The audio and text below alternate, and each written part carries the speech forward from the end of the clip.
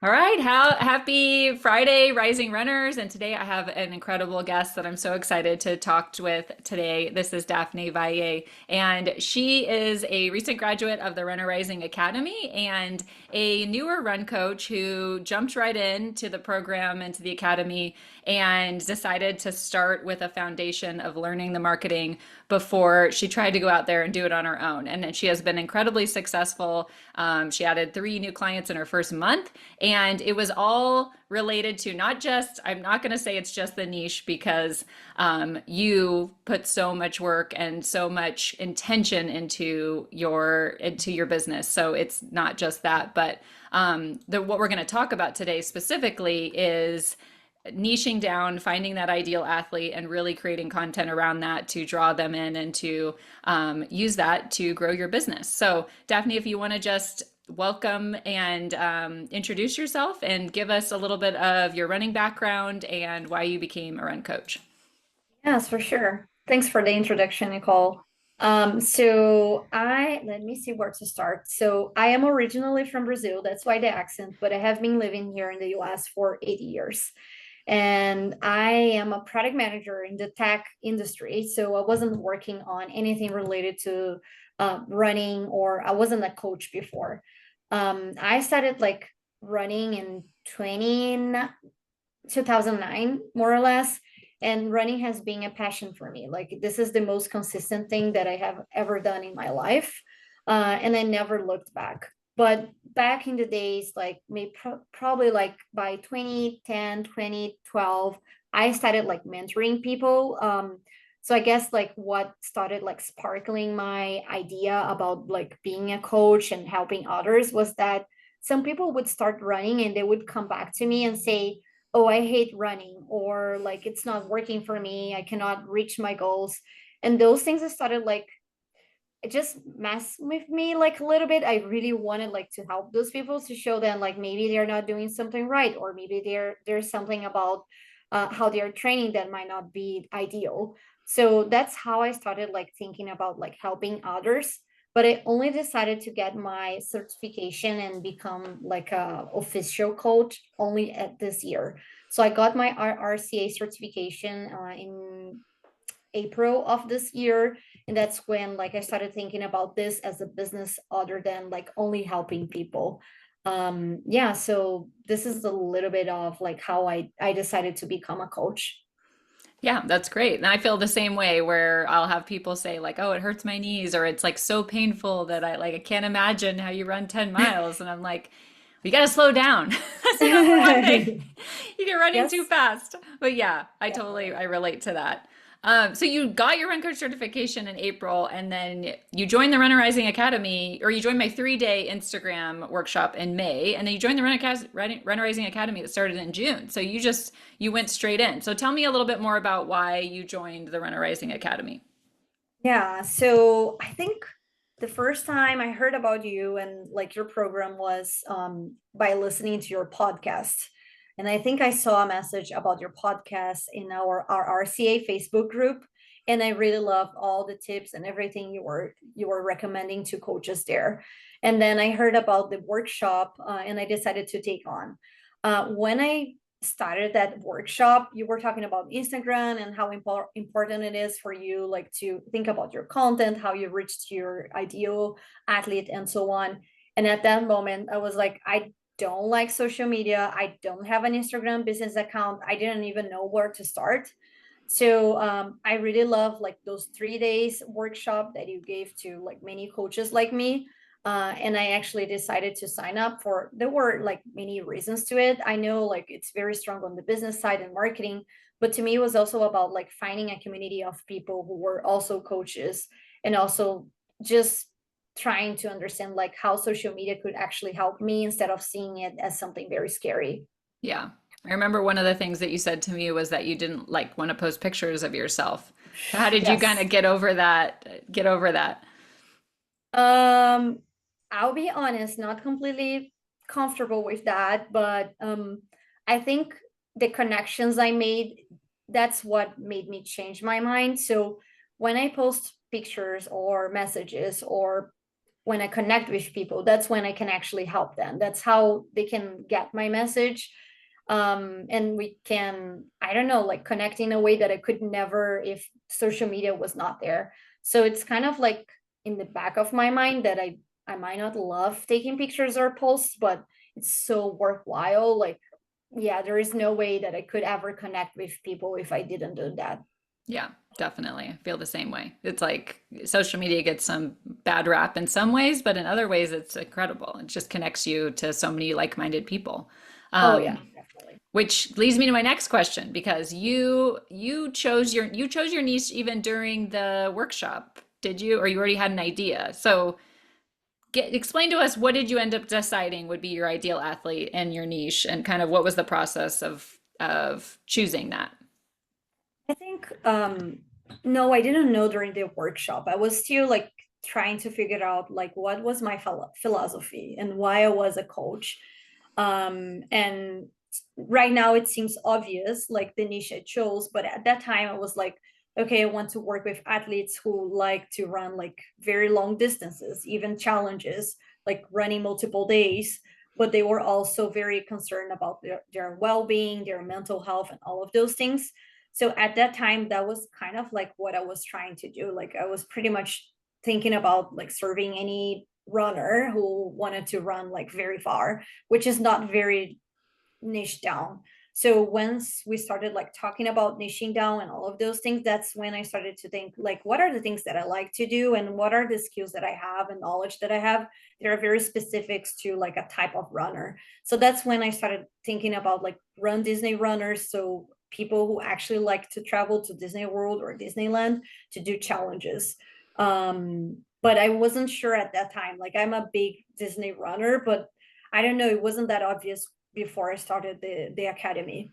Oh yeah, yeah. I'm thinking because when you came to, so the first assignment in the Runner Rising Academy is to identify your ideal athlete, and we had a few people in the group who it took them a while, and this is normal to like they switched, kind of like trying to figure it out.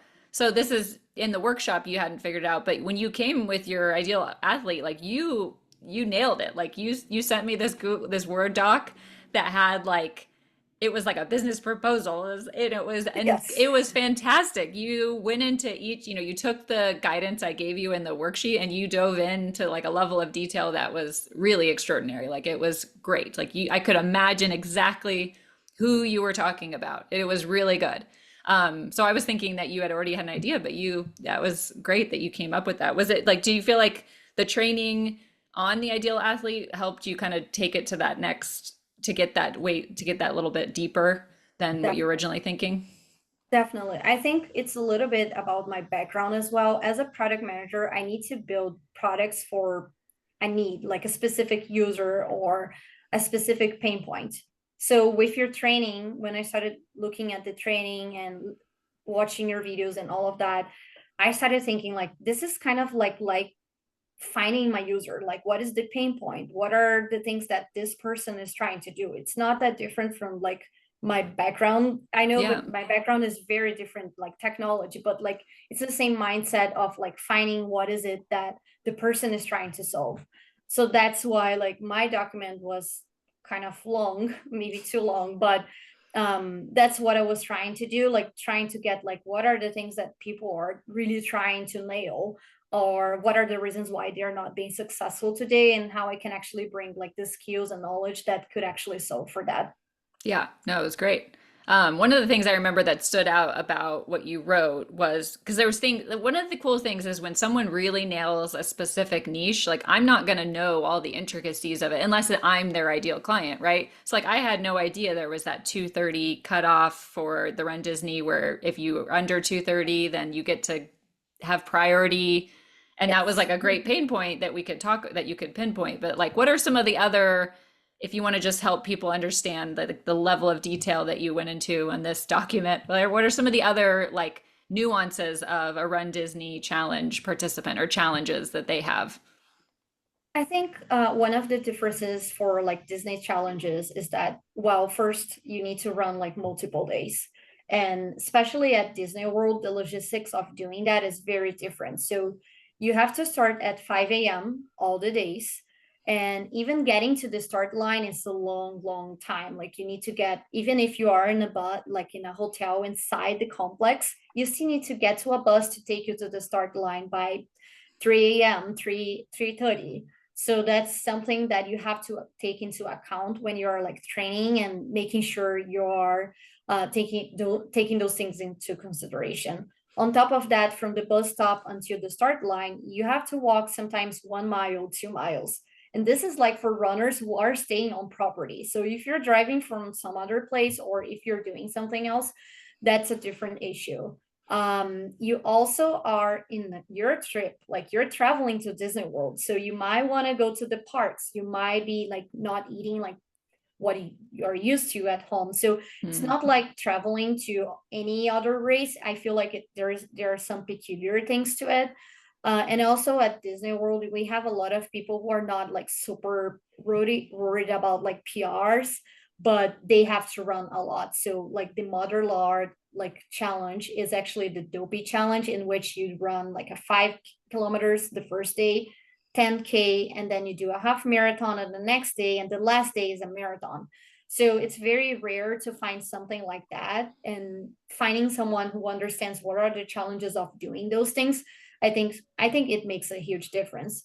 So if you think about, you have to wake up at 2 a.m., you only start running at 5 a.m. So what you should eat, like what time do you go to bed, and all of those things, I think they're a huge part of doing this really well. So you have to be smart not only on the training but also on the logistics as a whole. Yeah, and I know you can position yourself as someone that can help with that and understands that and has been through it. Like that's huge. And I now that when you say it, it seems so obvious, like, right, that that's Yes. what it's going to do. But like, did you have any hesitations with niching down? Like, were you worried that Yes. you were going to not attract people outside of your niche, or that no one was going to want to join you? Tell me more about that. Yes, definitely. Because it feels like you're saying no to all the other runners. Because I could help people running marathons or half marathons who are not running at Disney World or Disneyland. But I think what made it like super easy to keep like niching down was to try it out. So it's an online business, right? You can choose your niche. If it doesn't work, you can make changes. So because I was part of the academy and I was doing like, I had your coaching and I had you by my side, I knew I could try it out, and if it didn't work, I could go back. So it was really good for me like having the support. And once I started like posting and connecting with people, it was pretty fast that I started like getting followers and people connected to me, with me, and like I get a lot of messages, a lot of DMs. So I feel like the level of engagement is pretty high compared to other folks that I talked with as well. Yeah, definitely. Because you have something in common. And the cool part is, like, you genuinely like talking about it. So the people that are Yes. coming to you, you have a lot in common and it becomes fun. And it's not you're dreading your DMs or making that post because you know who you're talking to. And I think there's this freedom and this like excitement that comes with that once you figure out who it is that you're talking to and how you can help them. Definitely. And I Yes. also think one of the things I always we also talk about is having the offer obviously match with your niche. And in this case, the offer is very strong to match with it because someone wants a coach who not only is going to post fun things about Disney, but that gets those logistics. And you have created, got packing list and different guides and support, and you're going to be able to coach them through the multiple day challenge training. I'm sure it's slightly different than training for a regular marathon because you're going to have run all these other miles first, right? So it also, not only is it a strong niche, the offer matches, which is another important part. Yeah, and you know exactly when the races are happening, so you can also plan yourself better on like when you have to open your spots, or like what are exactly like the distances that people are running. So I think it gets easier. I don't have groups yet, but that's definitely something that I think about for the future too. Yes. Yeah. And with a niche, it also is much easier to do a group, and not just easier to do a group, but it makes sense because people want to be, it's just like Runner Rising Academy. With run coaches specifically, it's fun to be in a group program with people doing the exact same thing as you Yeah, versus being in a group program with people. I mean, it's interesting, I guess, to learn about all different businesses or all different types of running, but it's just something about the shared mission that really helps. So I think especially with Disney races being obviously on the same day, same race, that's going to help too. Because I do group coaching, but not everyone's in doing the same race.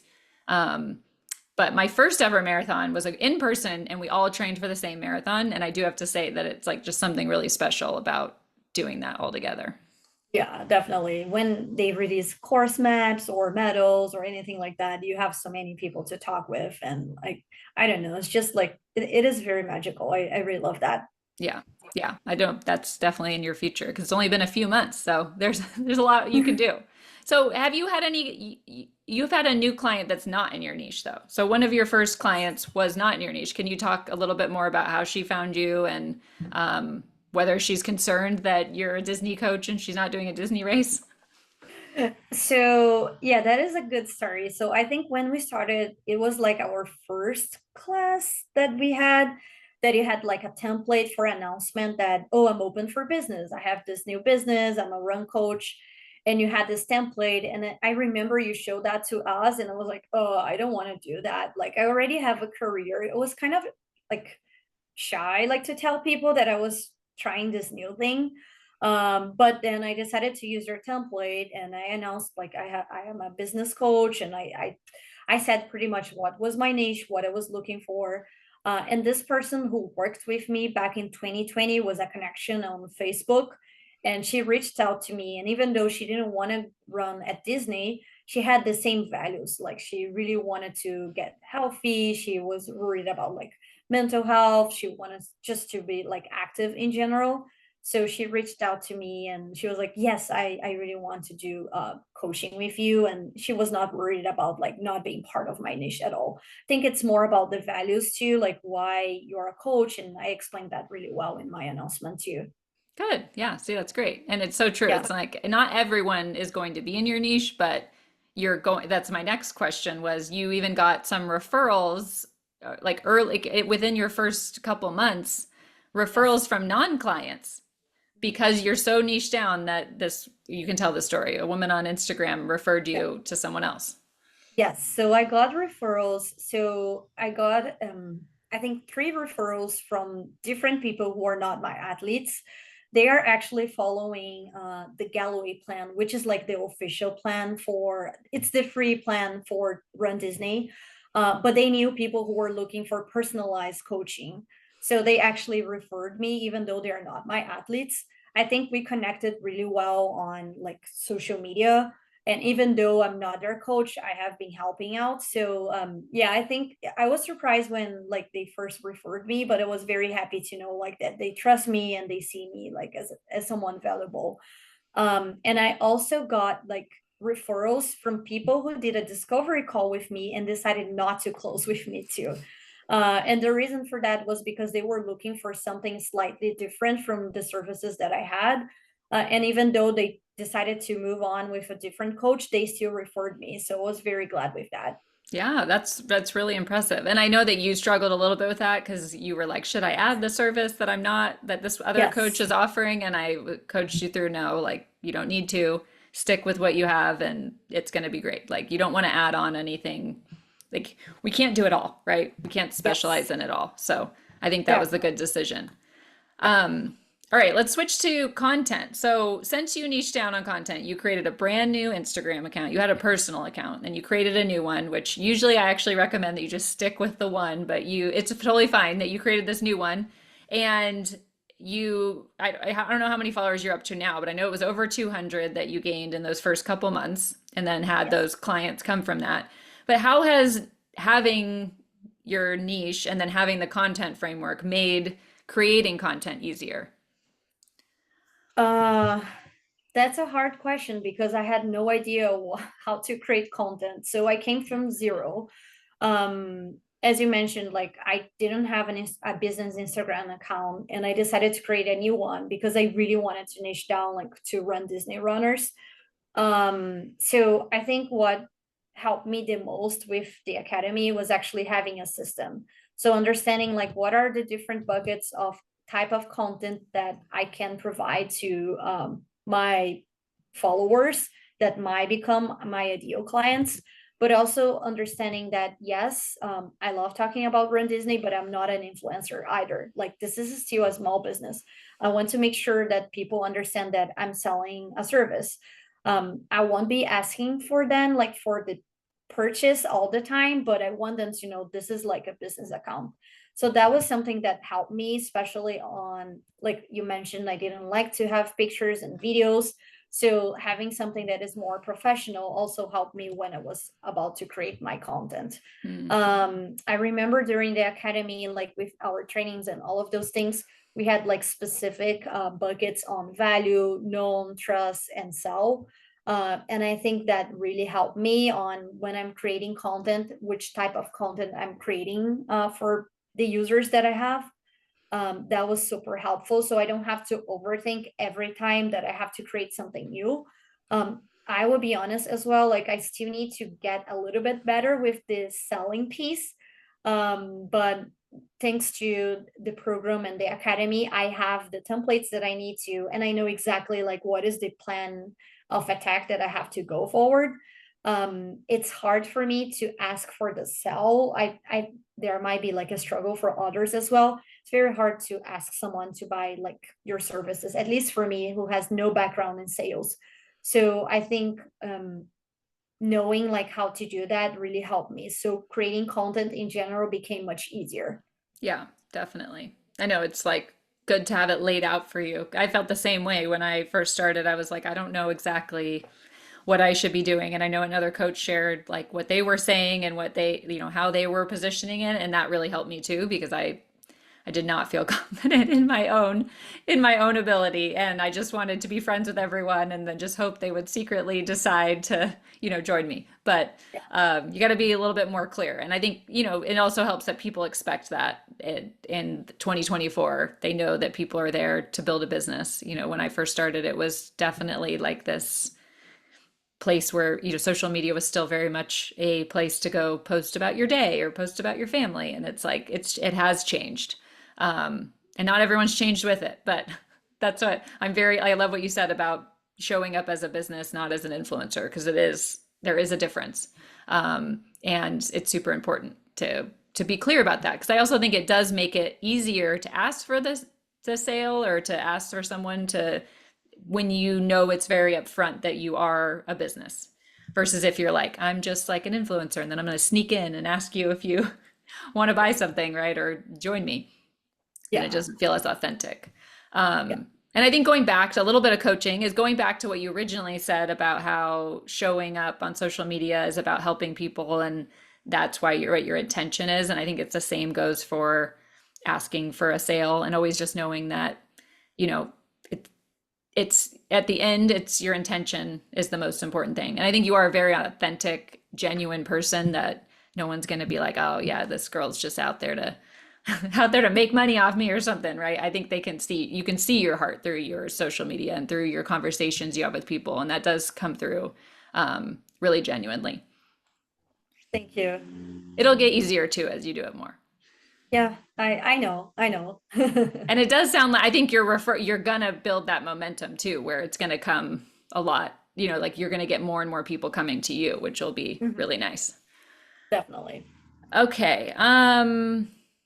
What advice would you give to someone who is still kind of hesitant about niching down, or maybe they're thinking like, wow, Run Disney is such a like specific niche. Like how do I find my like who I want to talk to? I would say like starting from the pain point, like what is it, like what is the problem that that athlete might have? What are like their dreams that they have? Like why are not they're not getting there? So that's how I started. Like when I didn't know what I wanted to niche down to, like Run Disney, I started thinking about my philosophy as a whole. Like what are the things that I like when I'm helping others, even though I wasn't like an official coach by April. Like I helped a lot of people before. So like learning about like what are the things that I like to provide the most help with was what helped me to niche down a little bit. And sometimes niche down, and you will be much better talking about that than me, but I would say like it doesn't have to be something that is like out of ordinary, right? Like in our academy, we had people that were niche down in masters runners. We had people who were niching down on people who were like business executives or anything like that. So I think there's so many things we could like choose as a group of people that are like they have that specific need. And also my argument, if people are like, oh, maybe I am scared of niching down and saying no to other athletes, there is only one way to get our message across, is if you listen someone who has like the solution for the problem you have. So if you have a specific problem, you will not try to find someone who has a generic solution. You want someone who is solving for that specific thing. And sometimes you don't even know like what is your specific problem either. So trying to understand what is the pain point and how you can solve for that doesn't mean that you have to give the message on the solving part, right? Like maybe you're feeling tired when you run because you're not doing strength exercises. But if your message is about strength exercises, maybe your ideal athlete won't be the one who'll be reaching out to you. But if you say like you help people who feel very tired at the end of their races, maybe that's something that will call their attention. But if you're very generic and say, hey, I can help runners to feel better, that is just too generic for someone. So I think my recommendation would be to think about the pain point that that person has and how you can draft a message of someone who might be in that situation and they might feel like, yes, I think that's something that can help me. Yeah. Yes, exactly. I agree 100%. And even in my experience of hiring people this year or getting help, like I'm always looking for someone that could specialize. I even got like a referral from a doctor for a physical therapist, but then when I looked up, it was so general that I was like, no, I'm just going to pay out of pocket and go to a specialist. Like people are willing to pay more and they will pay more for a specialist. So I think that's, Definitely. yeah. Okay, I wanted to ask you a few more questions about Runner Rising Academy before we wrap up, but I wanted to ask you, we just went to a Run Disney event. This is your first one going after since you become a coach and decided to niche down. And so we talked a little bit about some ways that you could kind of leverage that trip. Obviously, it's for enjoyment, but it's also a business trip now, which is pretty cool to say. So when you came down to California for the Halloween, you can tell me the race name. Just tell us a little bit about like how you felt like how you were intentional with your time there and what kind of like what did you do while you were there in order to promote your business or set yourself up for future social media content? uh from the social media content perspective, I'm not very good with like videos, and I used to take pictures just for myself, right? So like going there this time, I actually had a list of things that I wanted to have, some videos, like some locations. For example, we have like an expo day on the first day of the weekend. I didn't have any footage of that or any pictures, and I know people are very excited about those things. So this was something that I really wanted to take like records and just recording a little bit of it and taking pictures. Like from the running perspective, also did video of people like running throughout like the race course and all of those things, which was not something that I did in the past, but I know those things will help me like with reels or other things that I want to promote like my content with. So my mindset was a little bit different from what I usually have. But I honestly love those races so much that I already took a lot of pictures in the past. So I just added more from whatever I was already doing. And from the perspective of networking and making sure that people understood my business, I met with way more people that I didn't know before. So maybe connections of connections or people that were connected to me on Instagram that I didn't know about before. So meeting strangers, I would say, was like one piece that I had to change a little bit. I'm more like an introvert, so like having a big group or like just a huge gathering scares me a lot. But it was very fun. Like I didn't feel that way at all. Like it really helps because I love this. Like I just love Run Disney. I love running. So I didn't feel like it was too exhausting or that was like jeopardizing my run at all. It felt very natural actually. So I really enjoyed the experience. Oh, good. Yeah, and it was crazy hot. She came during our big like crazy heat wave. I like once or twice, once every year or once every other year. Honestly, we get a heat wave this bad. That was very bad. It was so hot. Like during the day, we got like 110, 115. It was insane. Yeah. And then, yeah, even at 5 a.m. when the race started, it was probably so hot and crazy. Yeah, was already hotter than any time in Seattle for sure. And then I felt bad because the people who came to visit, you're like going to the park too. And that's like got to be not fun to wait in line. And I It don't was know. brutal. Yeah. Yeah, looking for attractions with AC, definitely. Was it less crowded or more crowded because of the race weekend? Well, you don't know. It's always So crowded. I didn't feel like it was more crowded than usual. Like maybe it was less crowded like as you were walking because it was just like so hot. Yeah. People were like trying to be in AC, drinking water and things like that. So I didn't feel like it was too crowded. It just felt like very uncomfortable, like especially during the day. Yeah. 10 a.m. was already crazy. Oh my gosh. Yeah, I bet all the locals don't go this like they don't go when it's that hot. So you're at least you miss all the Southern California people with the passes probably.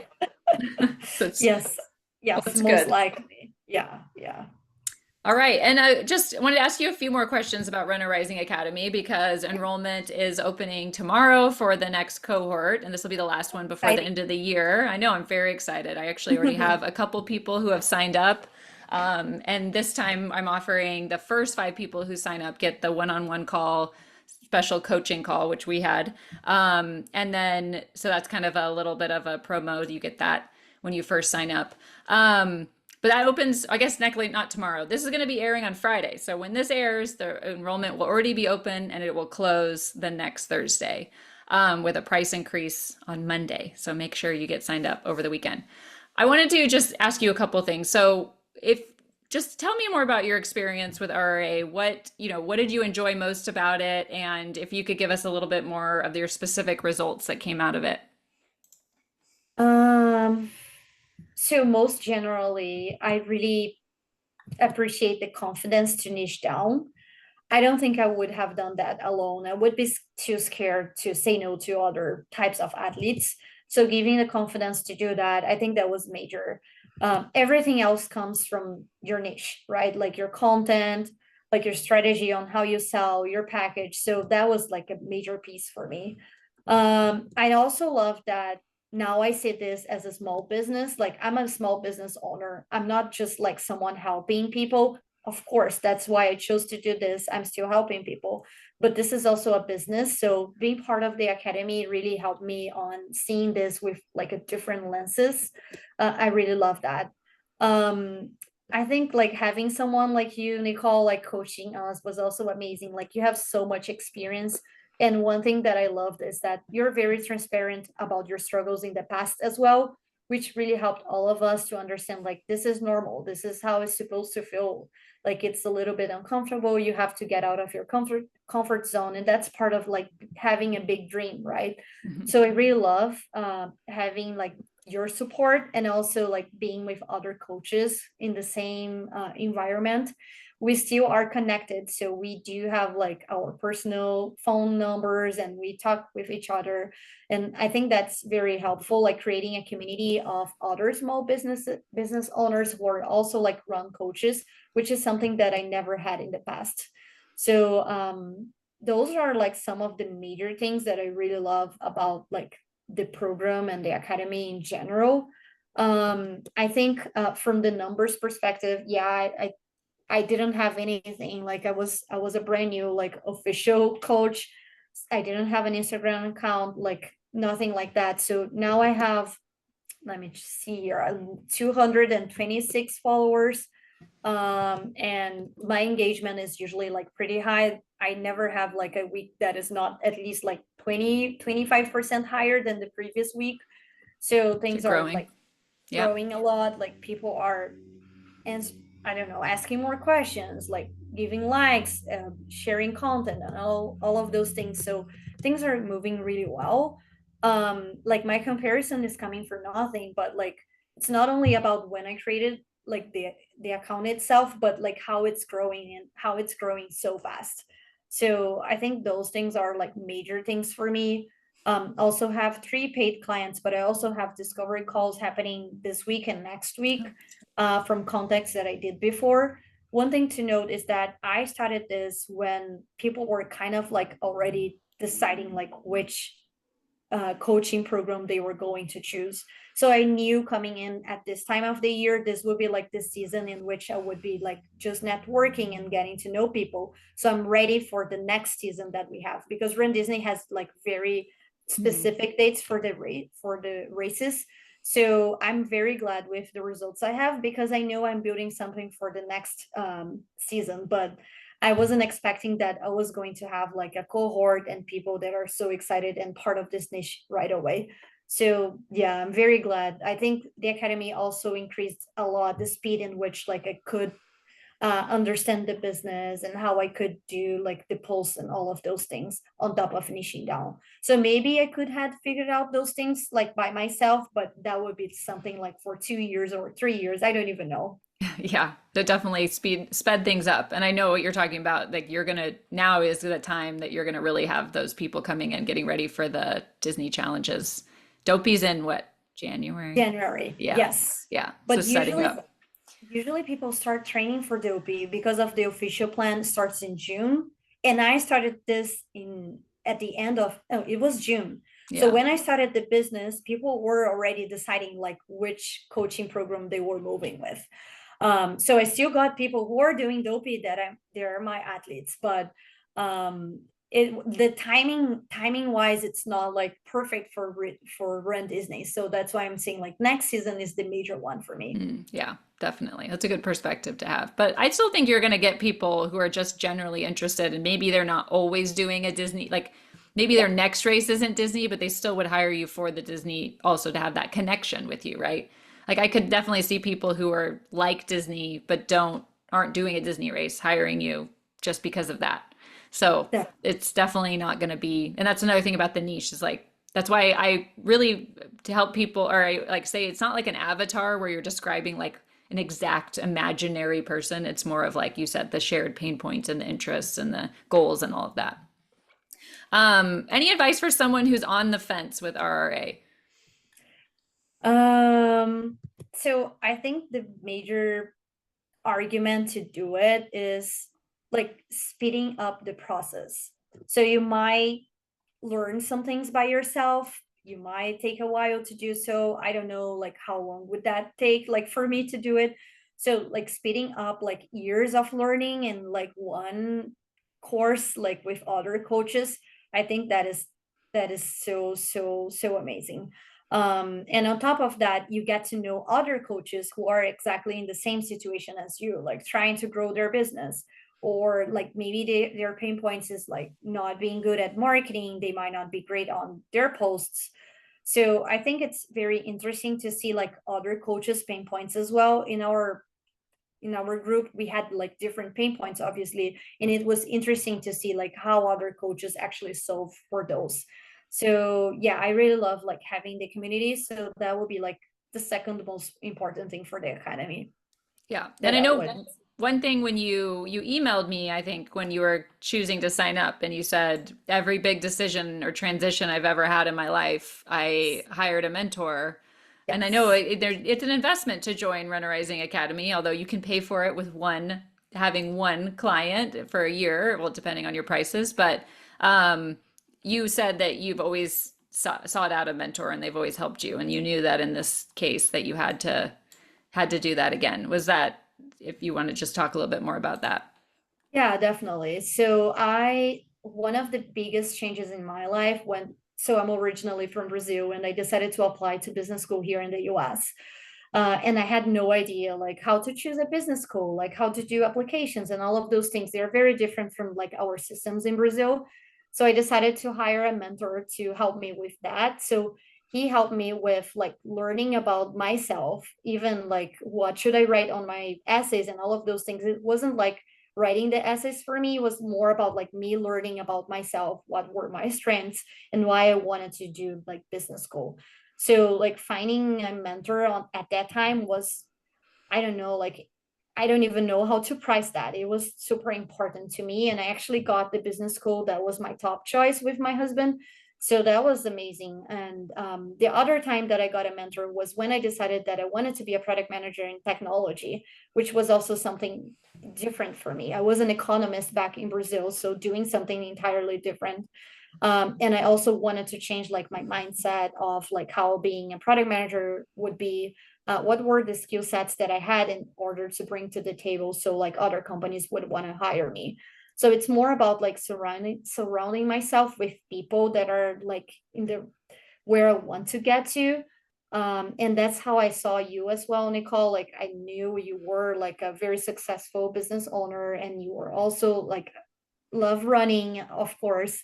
And those were the things that I wanted to surround myself with. So looking for a mentor that had those things was like super important. And lastly, maybe that's silly, but I love that in your story, you came also from the corporate world and you were not like someone who was running and when you were like 5 years old, Yeah. like so you're also found running as an adult. You were also in the corporate world, also wanted to do something that was more like a passion, but transforming that in something that was sustainable and something that you could like really be successful on.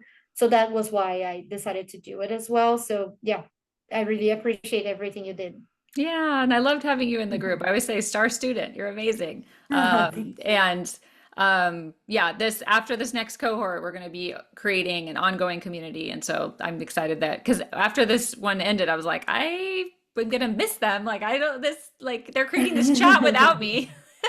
I was like, we need to have some kind of ongoing thing. So that is in the works, for sure. Okay. Before we wrap up, I always do a speed round. It's just a few questions that I ask you, and you just rapid fire answer. You don't have to do a lengthy explanation. So let's start with your favorite distance to coach. Okay, that's a tricky one. I prefer coaching challenges. So multiple days of running. Yeah. Okay. Run coaching software that you use. VDOT. What do you love seeing an athlete write on their training log? I like comparing same exercises when they start like being, oh, this was very hard for me. I don't know if I can do this. And then a month later, like 2 weeks later, same exercise, they're like, oh, I feel very strong and I really like doing this. I think that's what I like to see the most. Yeah. Running gear you can't live without. Not going to mention my Garmin because it's already part of my body. So I will go with Lululemon fasten free pants. No, okay. Just have like so many pockets. I can take even water with me on those pants, my cell phone, everything. Like yeah, it's I love that. Oh, I might have to buy them. Okay, your go-to pre-run food. Greek yogurt with granola. All right. One word of encouragement to the listeners out there who are all run coaches trying to grow their business. I guess be consistent with the work, understand it's little by little, but also be kind when things don't go exactly how you would like to go. I like that. How can people get in touch with you? They can find me at Boldly Run at Instagram. Okay, great. And I'll tag you, of course, when I share this. But thank you so much. This was amazing. And I see so much success for you. And I think at the end of the day, you have the system now that's going to help you continue to grow and it's just going to build that momentum. And I see a lot of success for you and a lot of amazing runners who you're going to help transform and help have so much success and have the best Run Disney experience ever. Thank you. Thank you so much. You're welcome. Bye.